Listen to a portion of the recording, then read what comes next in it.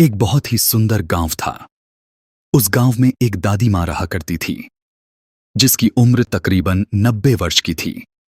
गांव के सारे बच्चे रोज उसे कहानी सुनने की जिद किया करते थे और वह सभी बच्चों को साथ में बैठाकर तरह तरह की कहानियां सुनाया करती थीं। एक बार की बात है, एक लड़का दादी मां से जिद करने लगता है कि मुझे आज डरावनी चुड़ैल की कहानियां सुननी है। लेकिन दादी मां उन बच्चों को तो भूत की कहानी नहीं सुनाना चाहती। उन्हें लगता है कहीं बच्चों के मन में डर न भर जाए। लेकिन सभी बच्चे दादी मां से जिद करने लगते हैं। तभी दादी मां कहानी सुनाना शुरू करती हैं। एक जंगल में एक पहाड़ी थी। वहां एक डरावनी चुड़ैल रहा करती थी। उस पहाड़ी में एक छोटा सा खंडहर था।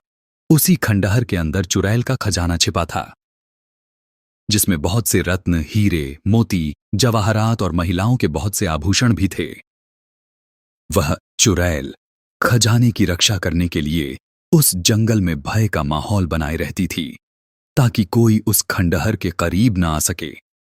लेकिन एक दिन एक लकड़हारा लकड़ी काटने के लिए उस जंगल में प्रवेश कर गया और जलाऊ लकड़ी की तलाश में जंगल के अंदर तक पहुंच गया, जहां उस चुड़ैल का खंडहर बना था।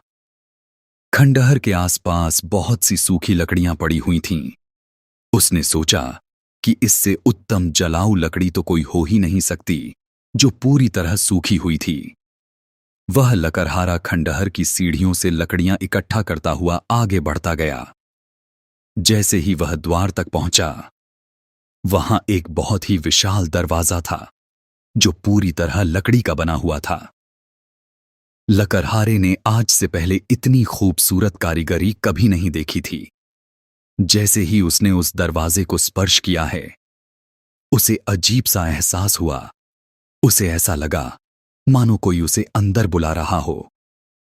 मदहोशी की हालत में लकड़हारा अंदर प्रवेश कर गया।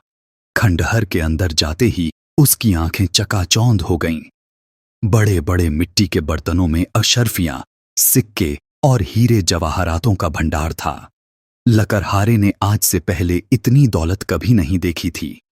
स्वाभाविक है कोई भी इंसान इतना बड़ा खजाना देखकर चकाचौंध ही होगा। तभी खंडहर के अंदर एक आहट के साथ दरवाजा बंद हो जाता है और जोर से हवाएं चलने लगती है। लकड़हारा खंडहर में एक खंभे को पकड़कर अपनी जान बचाता है। तभी वह डरावनी चुड़ैल अपना भयानक रूप प्रकट करती है।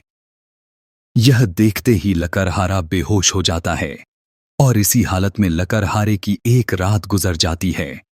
और जब लकड़हारे को होश आता है, तो वहां चारों तरफ केवल पेड़ ही पेड़ दिखाई देते हैं। लकड़हारे को कुछ समझ नहीं आता कि वह यहां कैसे पहुंचा। लकड़हारा अपने कुर्ते की जेब में हाथ डालता है तो उसे एक सोने का सिक्का मिलता है।